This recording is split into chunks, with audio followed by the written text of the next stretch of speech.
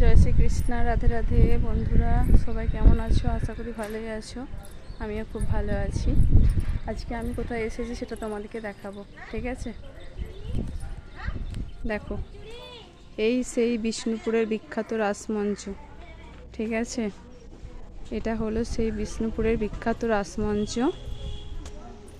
যেখানে এটা রাজাদের, ঠিক আছে? যেখানে রাজারা এসে এখানে রাসলীলা করত, ঠিক আছে? দেখো,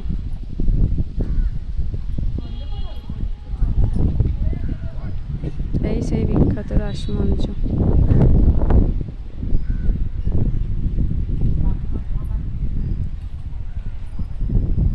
পোড়ামাটির তৈরি।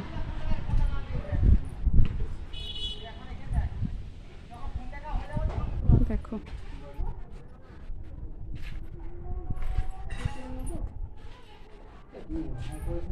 দেখো,